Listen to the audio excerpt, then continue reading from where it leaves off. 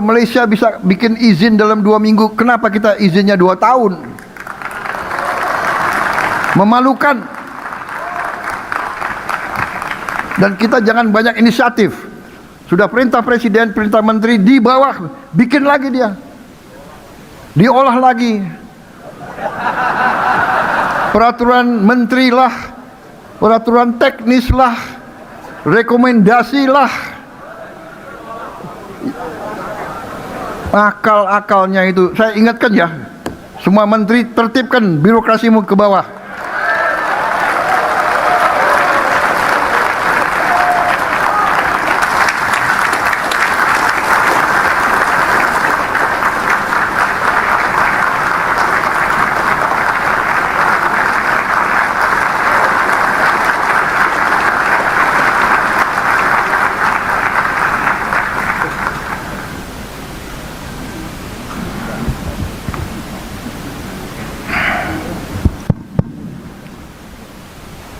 Bismillahirrahmanirrahim. Assalamualaikum warahmatullahi wabarakatuh. Salam sejahtera bagi kita sekalian.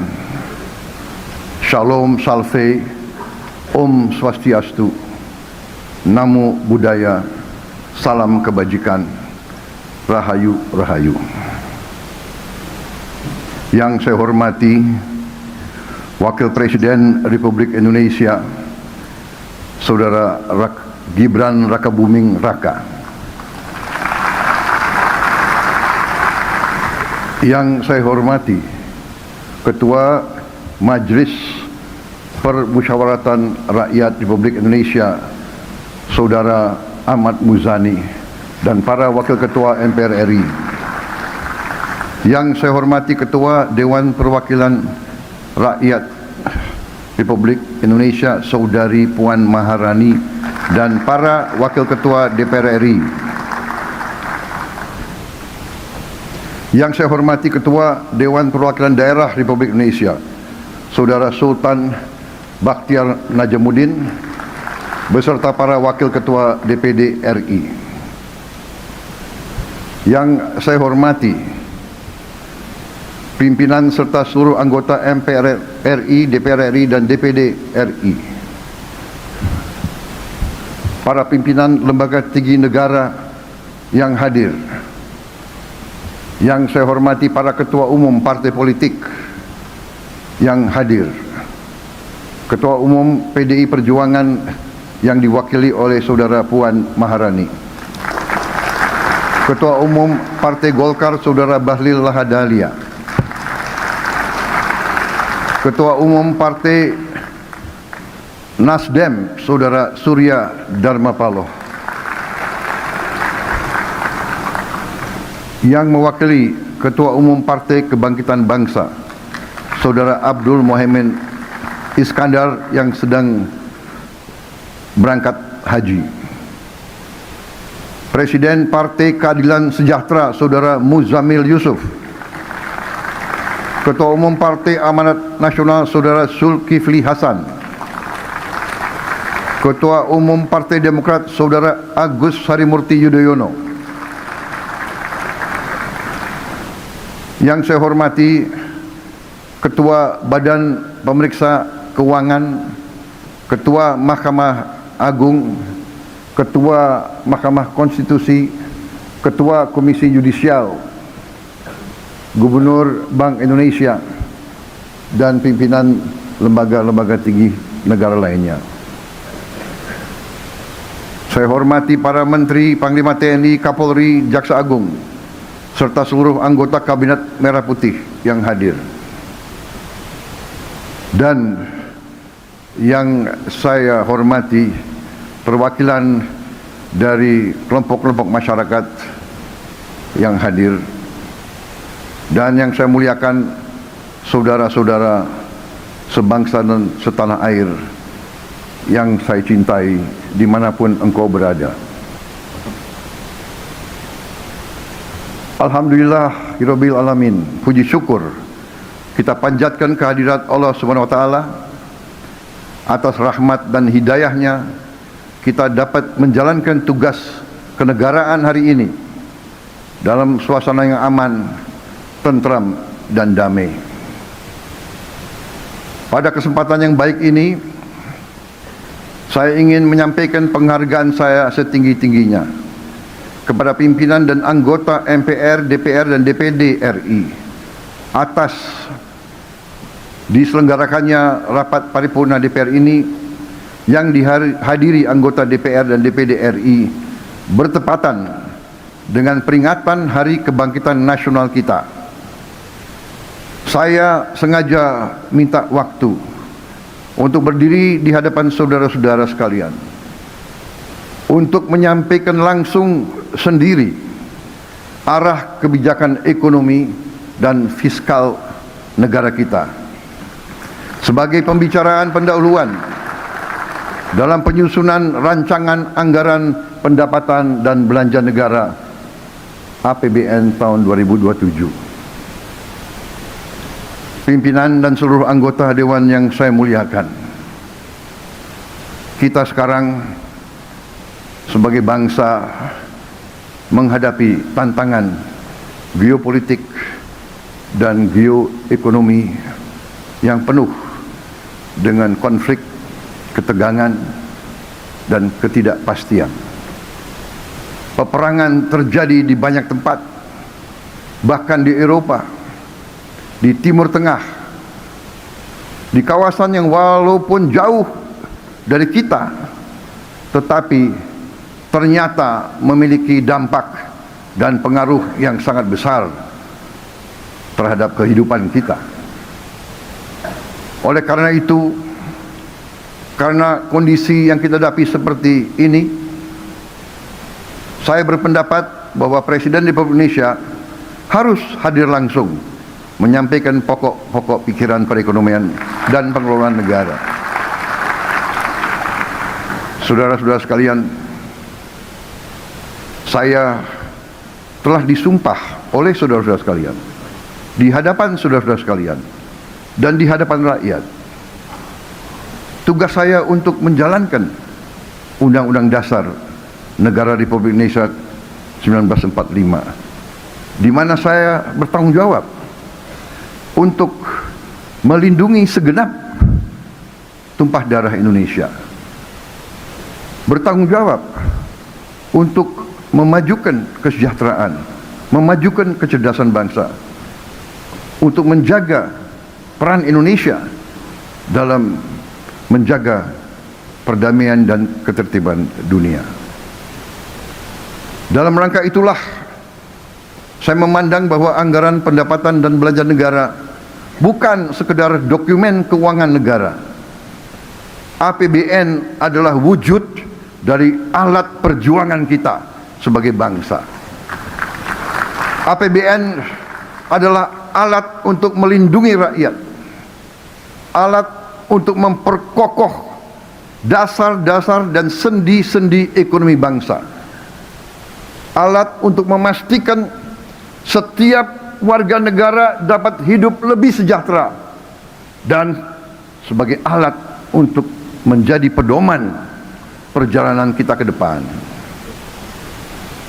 Dengan kesadaran itu, APBN kita susun sebagai bentuk komitmen bersama untuk mewujudkan cita-cita mulia yang telah diamanatkan dalam Undang-Undang Dasar kita, Undang-Undang Dasar tahun 1945, satu Undang-Undang Dasar yang lahir dari kancah perjuangan lama, perjuangan untuk meraih kemerdekaan yang berjalan ratusan tahun, yang telah meminta korban ribuan, puluhan ribu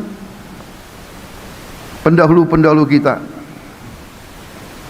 yaitu cita-cita mewujudkan suatu negara Indonesia yang merdeka, yang berdaulat, yang adil, yang makmur, yang berdiri di atas kaki kita sendiri.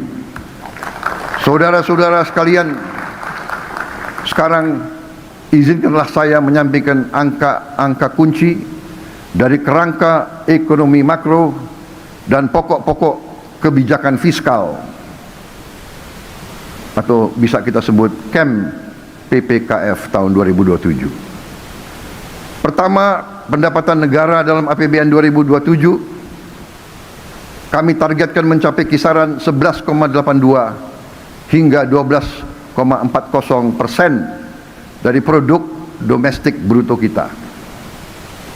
Untuk mendukung berbagai program prioritas dan program-program vital kita, belanja negara direncanakan berada pada kisaran 13,62 hingga 14,80% dari PDB kita.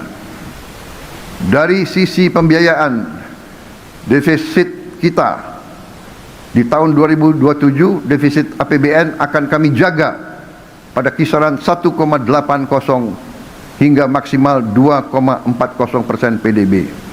Dan kita akan berjuang terus untuk menekan dan memperkecil defisit ini. Suku bunga surat berharga negara SBN tenor 10 tahun kami jaga berada pada kisaran 6,5 hingga 7,3%. Nilai tukar rupiah terhadap dolar Amerika Serikat berada pada rentang 16.800 rupiah hingga 17.500 rupiah. Strategi fiskal dan moneter kita haruslah strategi yang mampu untuk menjaga nilai tukar kita tetap stabil terhadap mata uang dunia. Inflasi akan kami jaga tetap pada kisaran 1,5 hingga 3,5%. Pada sektor energi, harga minyak mentah Indonesia diperkirakan sebesar 70 hingga 95 dolar Amerika per barrel. Selanjutnya, lifting minyak bumi ditargetkan 602 hingga 615.000 barrel per hari dan lifting gas 934 hingga 977.000 barrel setara minyak bumi per hari. Dengan strategi ekonomi yang tepat, kebijakan fiskal yang prudent dan berkelanjutan, saya yakin ekonomi Indonesia dapat tumbuh pada kisaran 5,8 hingga 6,5% di tahun 2007 menuju pertumbuhan ekonomi 8% pada tahun 2029. Dan pertumbuhan tersebut harus tercermin pada meningkatnya kesejahteraan rakyat secara nyata. Karena itu, angka kemiskinan ditargetkan turun ke rentang 6,0 hingga 6,5% dari target sebelumnya 6,5 hingga 7,5%. Sementara itu, tingkat pengangguran terbuka harus turun pada rentang 4,30 hingga 4,87% dari target sebelumnya 4,44 hingga 4,96%. Lebih lanjut, rasio Gini kita targetkan harus semakin membaik pada rentang 0,362 hingga 0,367 dari target sebelumnya 0,377 hingga 0,380. Jarak antara yang terkaya dan yang termiskin tidak boleh semakin lebar, bahkan harus kita perjuangkan untuk terus menyempit. Dengan berbagai program prioritas di bidang sumber daya manusia, indeks modal manusia ditargetkan membaik menjadi 0,575 dari sebelumnya 0,570. Dibantu berbagai program di bidang pertanian, indeks kesejahteraan petani ditargetkan meningkat menjadi 0,8038 dari sebelumnya 0,7731. Nilai tukar petani atau NTP yang sekarang sudah mencapai angka tertinggi sepanjang sejarah di angka 126, harus kita perjuangkan untuk bisa kita tingkatkan lagi. kita juga akan membuka lapangan kerja secara besar-besaran. Ditargetkan proporsi lapangan kerja formal meningkat menjadi 40,81% di tahun 2007 dari sebelumnya 35,00% di tahun 2026, atau naik 5,81%. Saudara-saudara sekalian, demikian telah saya sampaikan angka-angka kunci dari kerangka ekonomi makro dan pokok-pokok kebijakan fiskal tahun 2027. Sekarang saya minta waktu untuk menyampaikan beberapa hal yang fundamental tentang perekonomian kita. Saya merasa hari ini harus saya sampaikan dari eksekutif kepada legislatif, dihadiri oleh pimpinan-pimpinan lembaga tinggi negara. Marilah kita berani untuk menghadapi masalah walaupun itu merupakan tantangan, hambatan atau kekurangan. Tentang pengelolaan ekonomi negara kita sesungguhnya telah dirumuskan oleh para pendiri bangsa kita. Para pendiri bangsa kita bukan orang-orang yang lugu atau naif. Mereka merasakan penjajahan, mereka merasakan dijajah, mereka merasakan dihina, mereka merasakan diperbudak, mereka merasakan dirampas kehormatan, dirampas harga diri, dirampas dignity bangsa Indonesia. Mereka menyaksikan dan merasakan dihilangkan segala kehormatan, segala kepercayaan diri kepada bangsa, kepada budaya, kepada sejarah kita. Mereka merasakan apa artinya imperialisme itu. Mereka merasakan bahwa bangsa Indonesia ditempatkan derajatnya di bawah anjing. Mereka melihat dan merasakan kekayaan Nusantara ratusan tahun diambil oleh penjajah kita untuk memperkaya mereka. Hendaknya janganlah kita terlalu kagum kepada bangsa-bangsa yang kayanya dari merampas kekayaan bangsa-bangsa lain.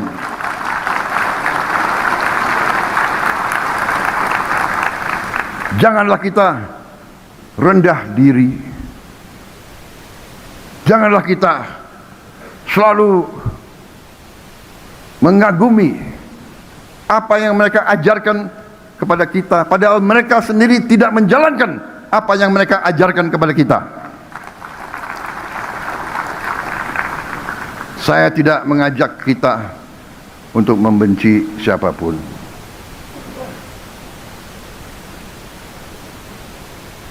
Saya tidak mengajak kita membenci bangsa-bangsa lain. Tidak. Bahkan saya mengajak kita belajar.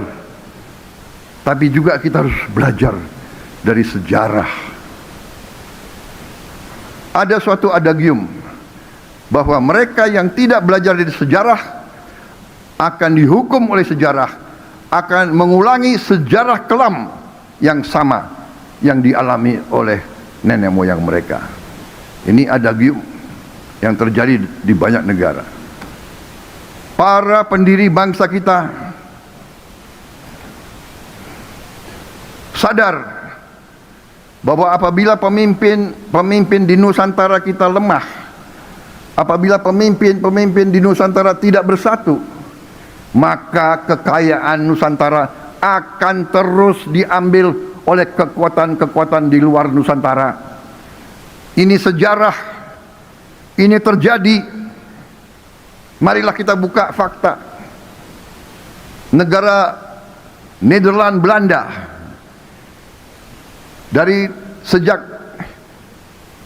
tahun 1500 dilanjutkan 1600, dilanjutkan 1700, dilanjutkan 1800, memiliki PDB per kapita tertinggi di dunia selama itu. 1.500, 1.600, 1.700, 1.800, 400 tahun telah memiliki PDB per kapita tertinggi. Negara yang mungkin dari utara ke selatan mungkin tidak sampai 8 jam naik kendaraan. Dari laut ke perbatasan mereka mungkin tidak sampai 4 jam dengan kendaraan. Bisa memiliki PDB tertinggi di dunia. Kenapa? Karena mereka menguasai Nusantara kita. Mereka menguasai wilayah yang sekarang adalah Republik Indonesia. Saudara-saudara sekalian, karena itu para pendiri bangsa kita dipimpin oleh Bung Karno, Bung Hatta, Bung Syahrir, dan mereka-mereka yang menyusun Pancasila dan Undang-Undang Dasar kita, Undang-Undang Dasar 1945. Mereka telah menetapkan cetak biru perekonomian bangsa kita. Cetak biru itu dituangkan dalam pasal 33 Undang-Undang Dasar 1945. Pasal 33 dengan jelas menjabarkan sistem perekonomian yang harusnya kita jalankan sebagai bangsa. Dan saya ingin tegaskan hari ini,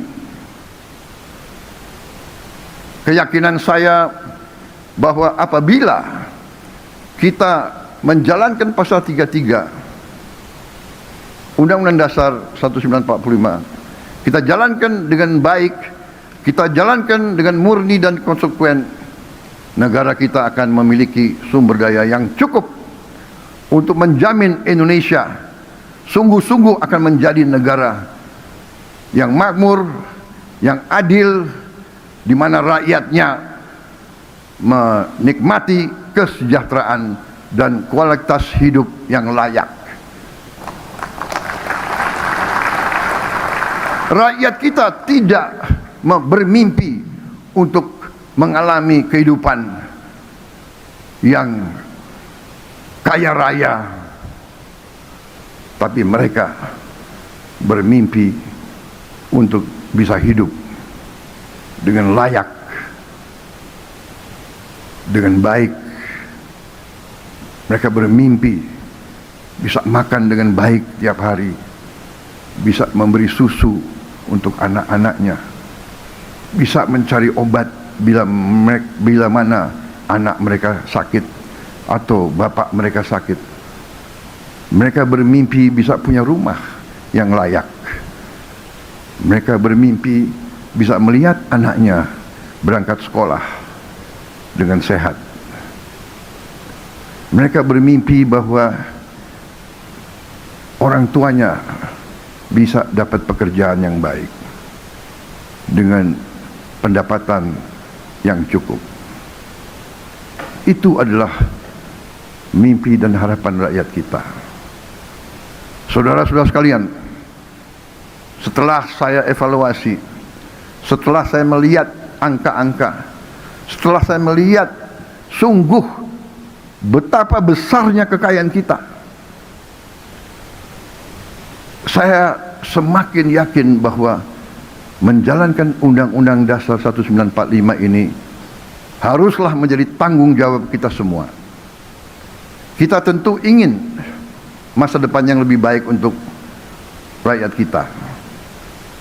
Untuk itu, menurut pendapat pemerintah, dan saya yakin seluruh patriot Indonesia akan mendukung, bahwa bumi dan air dan semua kekayaan alam yang terkandung di dalamnya harus dinikmati oleh seluruh rakyat Indonesia.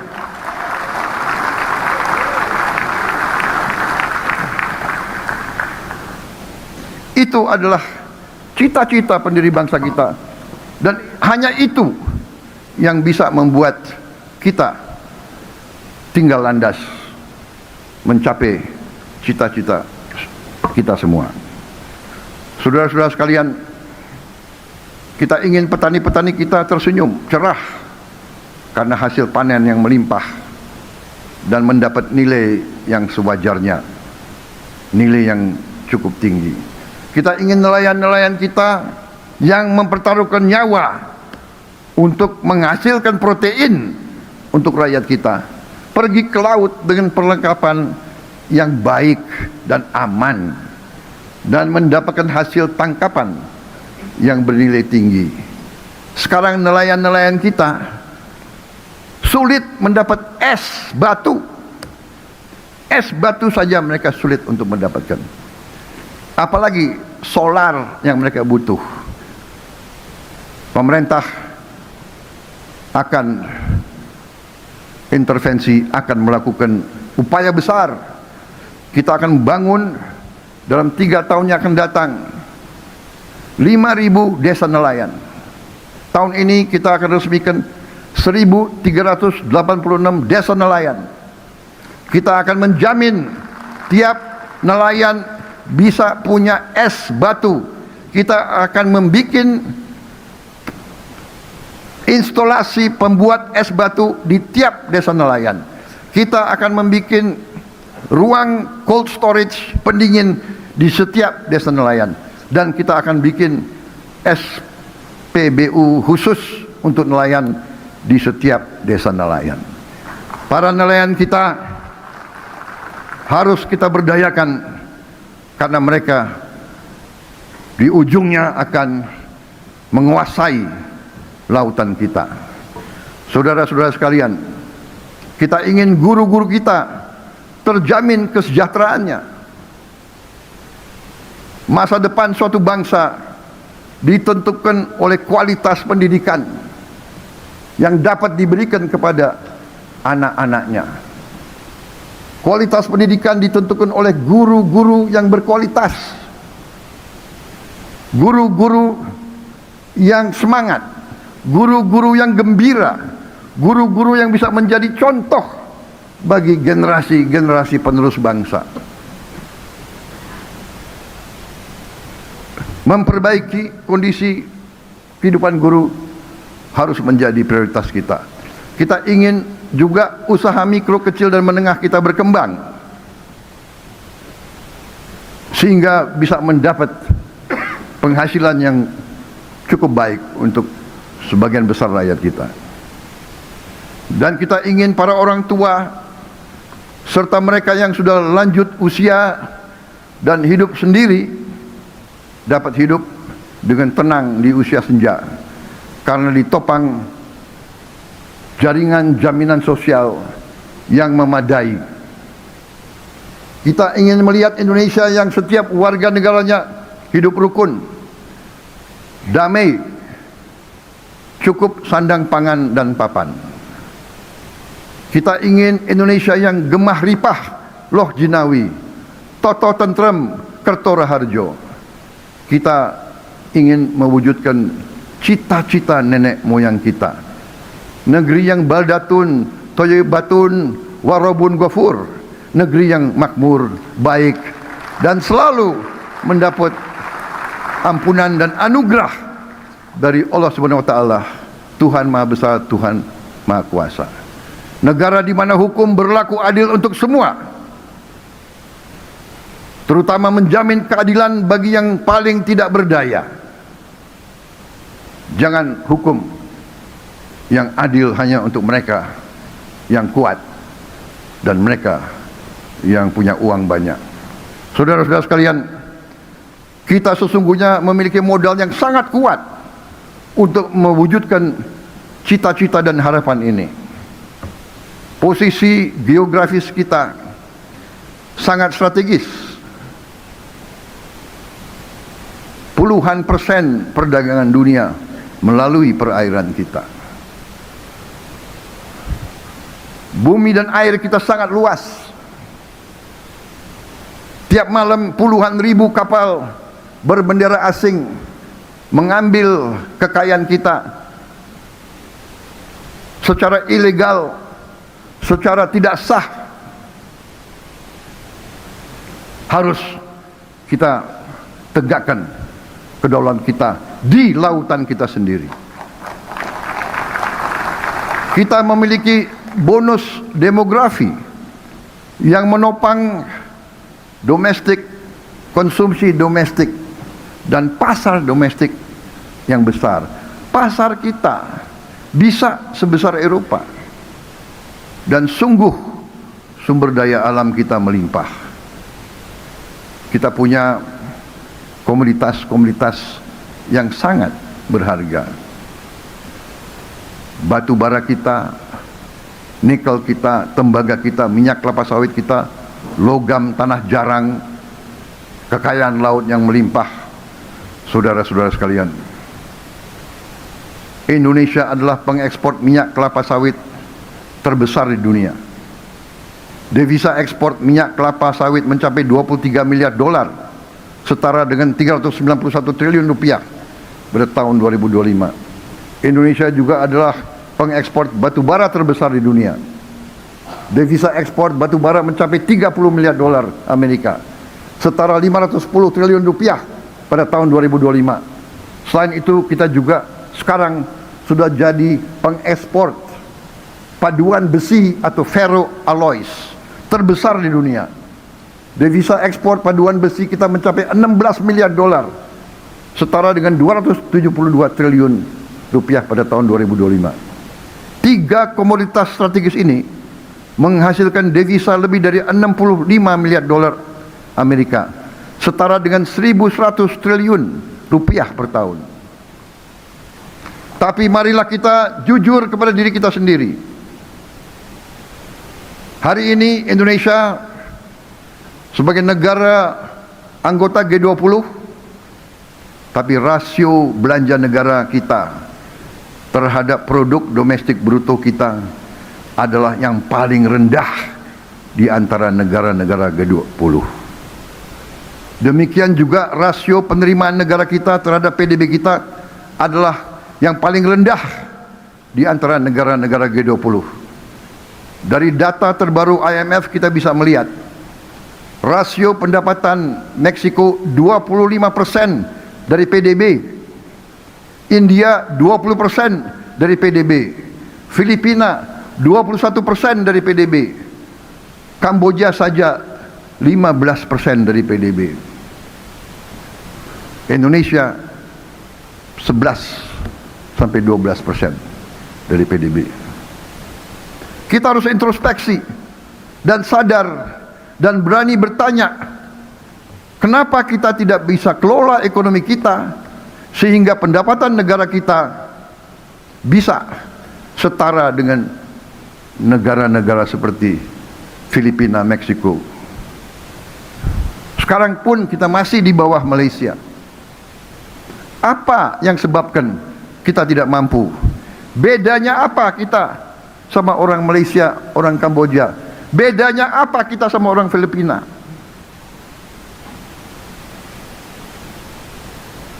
Saudara-saudara sekalian, pertumbuhan kita dalam 7 tahun terakhir memang baik,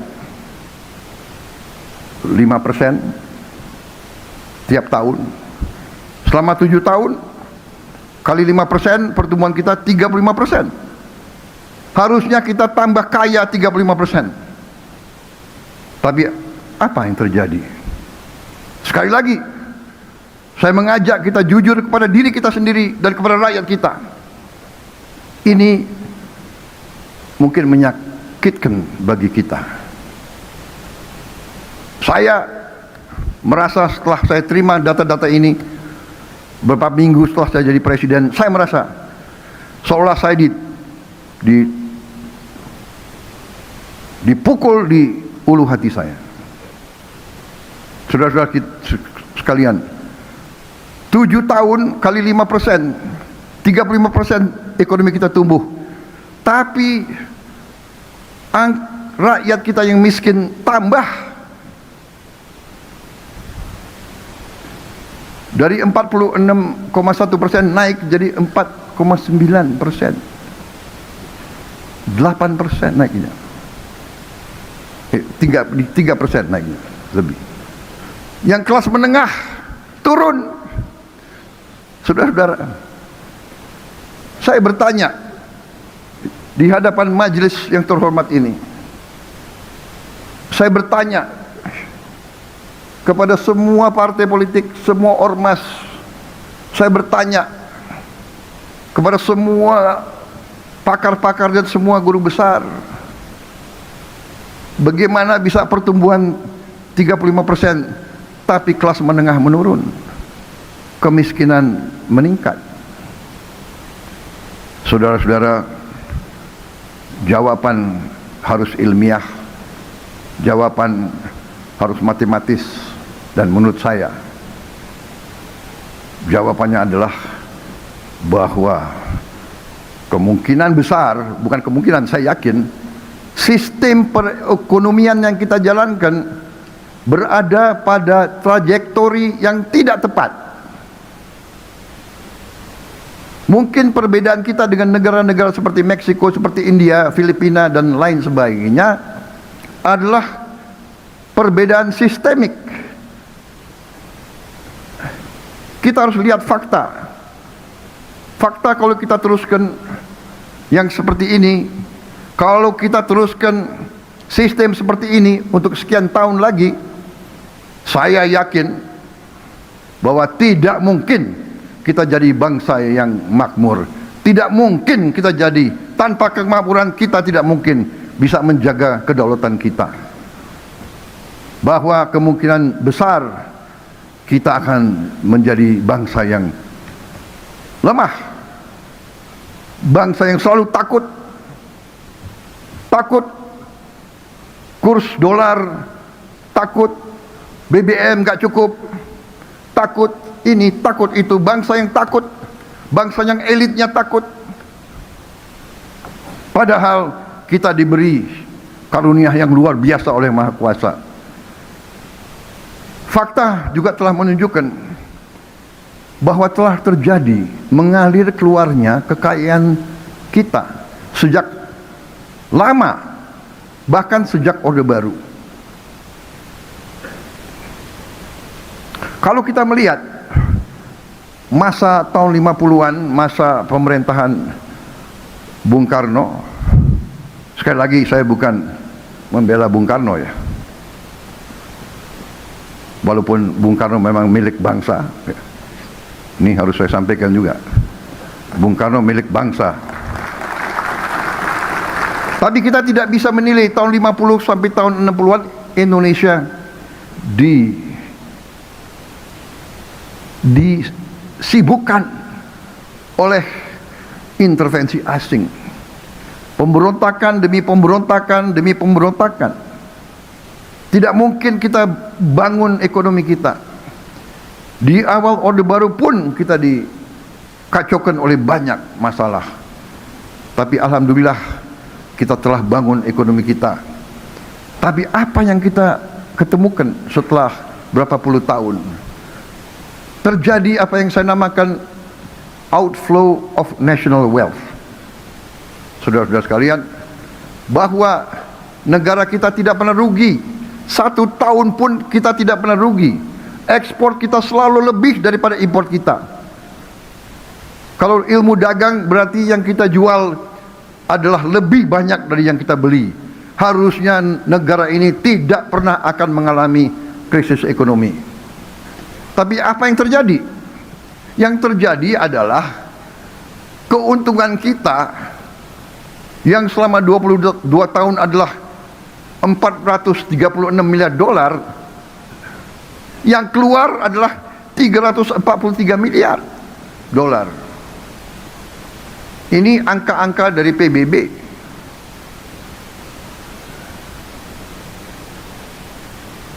Berarti selama 22 tahun kekayaan kita yang tinggal di Indonesia adalah 436 miliar dikurangi 343 miliar.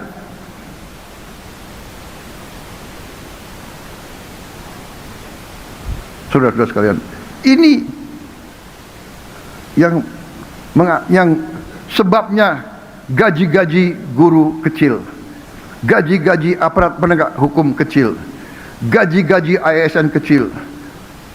Ini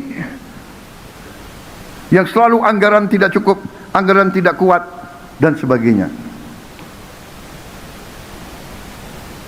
Selama 34 tahun, apa yang terjadi?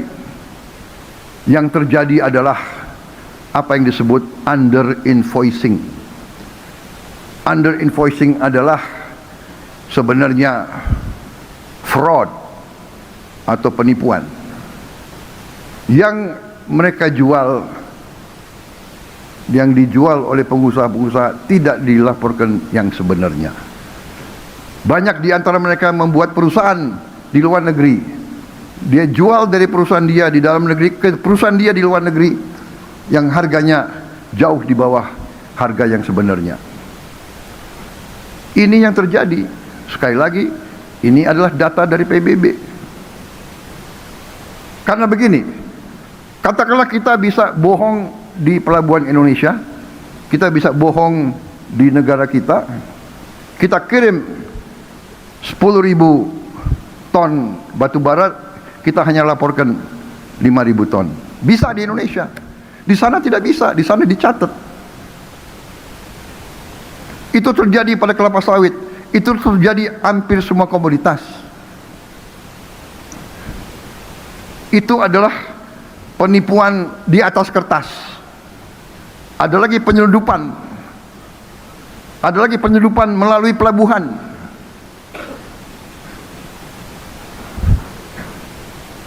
Kita harus berani mengatakan yang merah-merah, yang putih-putih.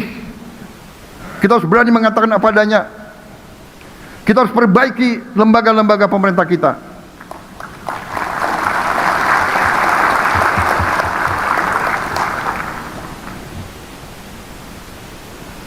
Biaya cukai harus kita perbaiki. Saya masih ingat di zaman Orde Baru, saking parahnya biaya cukai, kita tutup biaya cukai. Kita outsourcing ke swasta. Dan penghasilan negara naik. Apa enggak sedih itu?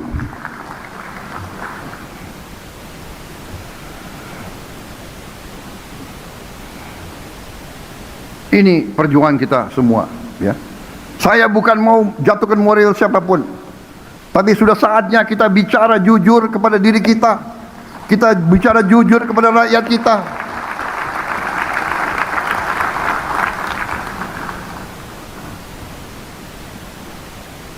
Saudara-saudara sekalian, coba ditayangkan lagi slide. 900 miliar dolar kita hilang. Bayangkan kalau 900 miliar dolar kita nikmati, kita pakai, negara apa Indonesia ini? Saudara sekalian, ada under invoicing, ada under counting, ada transfer pricing. Saudara-saudara, banyak di antara kalian senyum. Mungkin di antara kalian ada pengusaha-pengusaha juga di ruangan ini. Berarti tahu apa yang saya bicara itu keadaan yang sebenarnya, saudara-saudara sekalian. Kita sudah hitung, kita sudah pakai random, kita tahu bahwa perbedaan antara yang dilaporkan, yang tidak dilaporkan itu sering mencapai 50%. Yang dilaporkan adalah 50% dari keadaan yang sebenarnya, saudara-saudara sekalian. Dan kita merasa aneh, kita produsen kelapa sawit terbesar di dunia, tapi harga kelapa sawit ditentukan di negara lain. Saya mengatakan kepada menteri-menteri saya, ini tidak boleh terjadi. Saya tidak mau kelapa sawit kita harganya ditentukan oleh bangsa lain. Kita tentukan harga kita. Dan kalau mereka nggak mau beli pakai harga kita, ya nggak usah beli, kita pakai kelapa sawit kita sendiri. Saudara-saudara sekalian,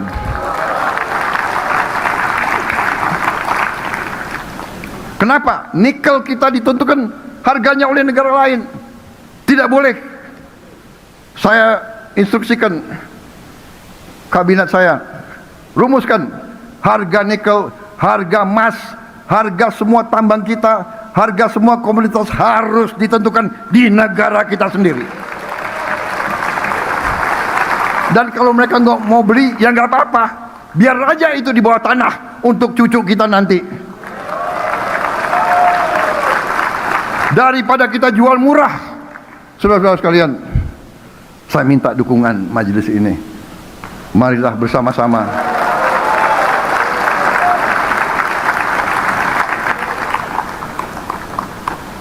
sepertinya saya lebih marahin daripada banyak kekuatan di sini. Saudara-saudara sekalian, karena generasi itu mengerti apa arti penjajahan. Saudara sekalian, di mimbar ini saya ingin ingatkan kembali bunyi dari pasal 33. Ayat pertama dari pasal 33, perekonomian disusun sebagai usaha bersama berdasar atas azas kekeluargaan. Tidak ada kata-kata azas-azas lain. Azas kapitalisme neoliberal, azas konglomerasi, azas yang sekaya boleh sekaya-kayanya, yang miskin salahnya orang miskin. Itu bukan falsafah Pancasila. Ayat kedua, cabang-cabang produksi yang penting bagi negara dan yang menguasai hajat hidup orang banyak dikuasai oleh negara. Ayat ketiga, bumi dan air dan kekayaan alam yang terkandung di dalamnya dikuasai oleh negara dan dipergunakan untuk sebesar-besar kemakmuran rakyat. Ayat keempat, perekonomian nasional diselenggarakan berdasar atas demokrasi ekonomi. Artinya, kalau demokrasi ekonomi, rakyat banyak, rakyat semuanya harus menikmati ekonomi kita. Saudara-saudara, dengan prinsip kebersamaan, efisiensi, berkeadilan, berkelanjutan, berwawasan lingkungan, kemandirian, mandiri, berdiri di atas kaki kita sendiri, dan menjaga keseimbangan, kemajuan, dan kesatuan ekonomi nasional. Saudara-saudara sekalian, saya rasa bahasa Indonesia yang digunakan oleh para pendiri bangsa kita sangat jelas. Tidak perlu kita cari tafsiran-tafsiran yang macam-macam. Ini adalah cetak biru ekonomi kita, saudara-saudara sekalian. Manakala kita menyimpang cetak biru ini, ya jangan salahkan siapa-siapa kecuali diri kita sendiri yang tidak mau menerima titipan amanah dari pendiri-pendiri bangsa kita. Seberapa jauhkah telah kita menyimpang dari cetak biru perekonomian kita sendiri? Mungkin harus kita bahas di tempat dan waktu yang terpisah. Tapi saya berkeyakinan kalau kita jalankan pasal 33 secara konsekuen, kita akan terhindar dari praktek-praktek under invoicing, under counting, dan sebagainya, pemalsuan atas tonase dan kualitas produk yang diekspor, praktek-praktek fraud terhadap bangsa dan negara kita, serta praktek-praktek tambang ilegal, hutan ilegal, kebun-kebun ilegal. Saudara-saudara, bagaimana bisa ada orang yang tambang di hutan lindung bertahun-tahun dan tidak ada yang berani untuk menegakkan hukum? Saudara-saudara, kita perhitungkan, kita perkirakan potensi uang yang bisa kita selamatkan dari kebocoran-kebocoran itu adalah 150 miliar dolar satu tahun. Potensi. Apa kita mampu atau tidak? Tergantung keberanian kita, tergantung tekad kita, tergantung apa kita bisa bekerja sama dengan baik atau tidak. Karena itu saya selalu sampaikan dari awal saya menjabat sebagai Presiden Republik Indonesia, kita harus bersama-sama berani mencari solusi dan berani bertindak. Saya berkeyakinan akar masalah ekonomi bangsa kita adalah bocornya kekayaan kita, tidak tinggalnya kekayaan kita di Republik Indonesia. Ini harus berani kita hadapi dan berani kita selesaikan. Untuk itu, saya di hadapan majelis yang terhormat ini, di hadapan seluruh rakyat Indonesia, saya ingatkan bahwa saya pernah disumpah di sini untuk menjalankan Undang-Undang Dasar 1945 dengan segala perundang-undangan yang berlaku. Dan saudara-saudara sekalian, kita faham dan mengerti bahwa kalau kita terus mengulangi kesalahan yang sama, janganlah kita bisa berharap mendapat hasil yang lebih baik.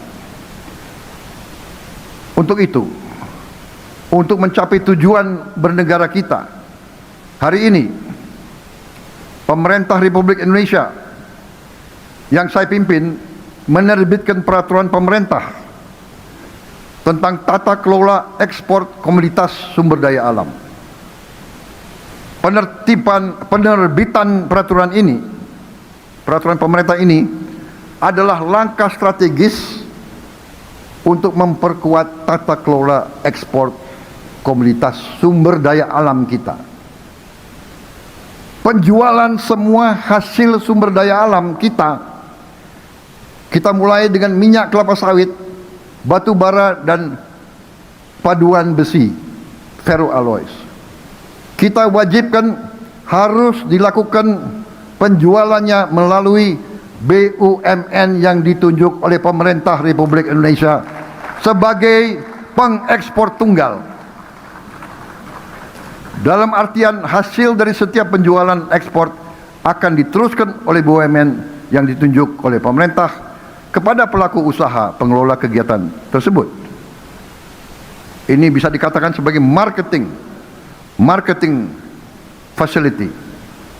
Tujuan utama kebijakan ini adalah memperkuat pengawasan dan monitoring serta memberantas praktek kurang bayar, under invoicing, praktek pemindahan harga, transfer pricing, dan pelarian devisa hasil ekspor. Saudara-saudara sekalian, kebijakan ini akan optimalkan penerimaan pajak dan penerimaan negara atas pengelolaan dan penjualan sumber daya alam kita. Dengan kebijakan ini, kita berharap bahwa penerimaan kita bisa seperti Meksiko, seperti Filipina, seperti negara-negara tetangga kita. Kita tidak mau penerimaan kita paling rendah karena kita tidak berani mengelola milik kita sendiri, milik bangsa Indonesia sendiri. Saudara-saudara sekalian, sesungguhnya kita harus percaya bahwa semua sumber daya alam Indonesia adalah milik rakyat Indonesia, milik bangsa Indonesia. Karena itu negara berhak mengetahui secara rinci sumber daya alam kita yang dijual keluar Indonesia. Kita tidak mau dibohongi lagi. Kita mau tahu persis berapa kekayaan kita yang dijual.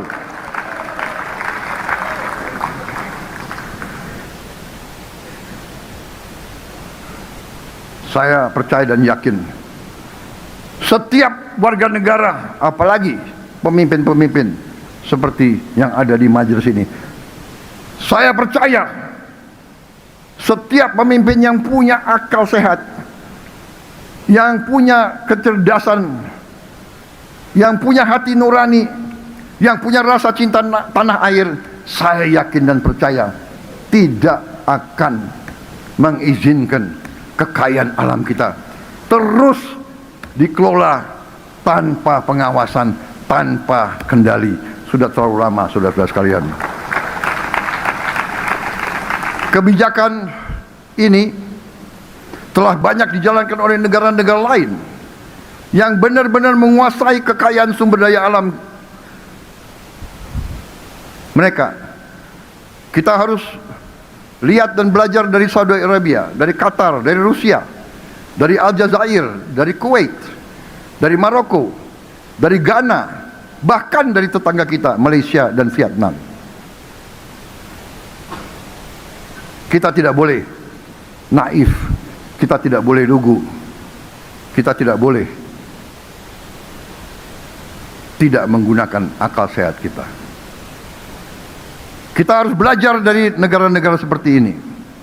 Mereka telah mampu mengelola kekayaan sumber daya alam mereka untuk kepentingan rakyat mereka. Mereka berhasil menyelenggarakan pendidikan yang terbaik, yang tidak kalah dengan pendidikan negara-negara industri maju. Mereka punya layanan kesehatan juga yang baik, infrastruktur yang modern, sovereign wealth fund kelas dunia. Kita tidak boleh malu belajar dari negara-negara yang sudah lama mampu memanfaatkan sumber daya alam mereka untuk sebesar-besarnya kemakmuran rakyat mereka. Karena itu saya tegaskan, apa yang dilakukan oleh pemerintah Indonesia hari ini bukan kebijakan yang aneh-aneh, bukan kebijakan luar biasa. Ini adalah praktek yang sudah dilakukan banyak negara. Ini adalah kebijakan akal sehat. Sumber daya alam milik kita. Kita yang harus menentukan kemana sumber alam ini dijual. Kita harus menentukan berapa harga yang layak.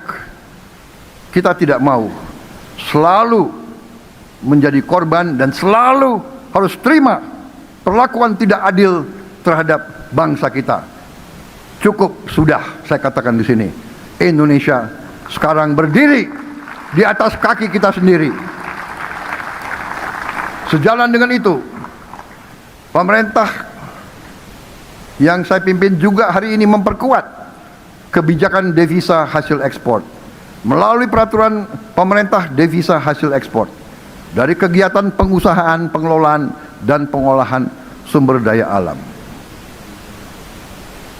Kebijakan ini bertujuan untuk memastikan kontribusi pelaku usaha sektor sumber daya alam dapat dioptimalkan, sekali lagi, guna sebesar-besar kemakmuran rakyat.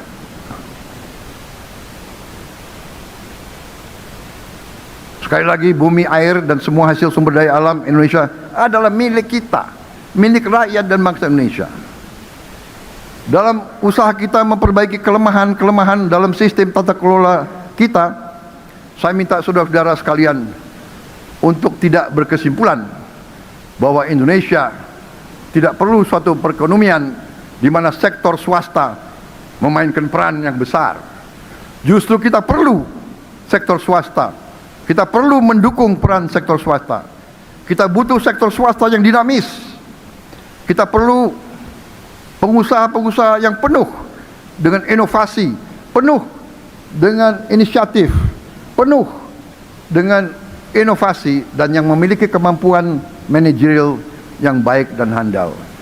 Justru saya selalu mengatakan bahwa perekonomian kita yang kita sebut sebagai ekonomi Pancasila atau ekonomi jalan tengah, atau istilah yang lebih populer dari dalam perkembangan perekonomian dunia, kita harus bangun Indonesia Incorporated. Perekonomian kekeluargaan, semua bergotong royong. Itu arti gotong royong. Yang kuat maju, menarik yang lemah. Yang lemah berhimpun, melaksanakan usaha bersama dalam bentuk-bentuk koperasi. Tidak boleh yang kaya menang sendiri dan membiarkan yang lemah terlantar. Justru kita maksudkan bahwa ekonomi yang cocok untuk Indonesia adalah ekonomi jalan tengah. Ekonomi yang berani mengambil yang terbaik dari sosialisme dan yang terbaik dari kapitalisme. Kita butuh peran negara. Kita butuh perlindungan negara. Kita butuh pengawasan dan kita butuh keberpihakan dari negara untuk menjamin keadilan dan pemerataan. Tapi kita juga perlu yang terbaik dari mekanisme pasar. Kita butuh yang terbaik dari ekonomi pasar bebas yang saya sebut tadi, inisiatif, inovasi, persaingan, keberanian mengambil risiko, manajerial yang baik. Kita harus menumbuhkan golongan pengusaha yang baru, yang muda-muda. Untuk itu, pemerintah ingin membuka pendidikan kewirausahaan, pendidikan entrepreneurship. Kita ingin anak-anak muda, jangan semua minta jadi ASN, jangan semua minta jadi pemerintah, tapi harus berani untuk bersaing dengan dunia usaha lain. Dan kita harus bantu. Kita punya anak-anak muda yang hebat-hebat. Kita punya banyak ribuan anak-anak yang hebat-hebat. Ini yang sedang kita godok bersama untuk kita beri. Tidak hanya pendidikan entrepreneurship. Begitu dia selesai, kita juga harus memberi kredit startup. Kita harus dorong mereka, memberi kesempatan mereka untuk tumbuh jadi pengusaha-pengusaha yang kuat, pengusaha-pengusaha yang baru. Demokrasi ekonomi artinya janganlah yang itu-itu saja. Ya, saya minta bank Himbara, cobalah menjadi bank yang patriotik. Ya, jangan dia lagi, ya kan? Yang dikasih kredit orang yang sudah kaya. Kalau dia sudah lama terima kredit dari pemerintah, ya sudah, berjuang dong. Masa terus-menerus dikasih kepada mereka, ya. Kemudian orang miskin, orang kaya disuruh bayar bunga lebih tinggi daripada pengusaha besar. Ini saya kira sudah di luar akal sehat. Saya perintahkan bank pemerintah robah, turunkan bunga-bunga untuk rakyat miskin, saudara-saudara sekalian.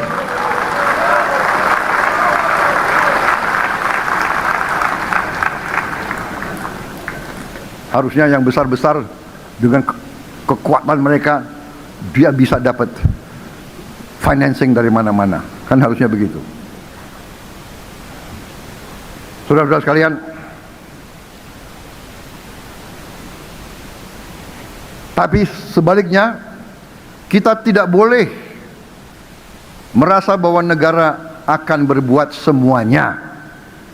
Kita tidak ingin, kita ingin justru menumbuhkan peran swasta yang lebih besar.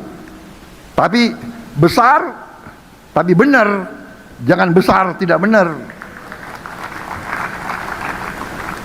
Kita juga harus mengakui prestasi banyak perusahaan-perusahaan kita yang bisa bersaing di tingkat global.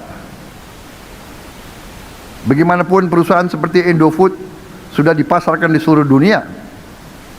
Kalau saya ke Eropa, banyak orang Eropa nyarinya Indomie. Bahkan banyak negara Afrika menganggap itu produk mereka. Juga perusahaan seperti Mayora berhasil memasarkan Kopiko di lebih dari 100 negara. Karena mereka memiliki brand ambassador. Presidennya juga mendorong minum kopi di mana-mana.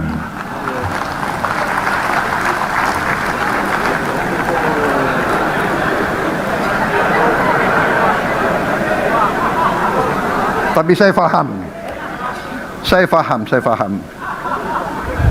Panitia penyelenggara DPR tahu kalau ada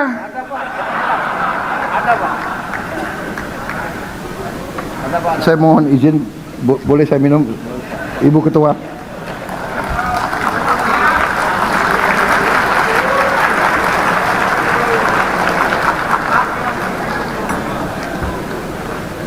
Kopiko sedang.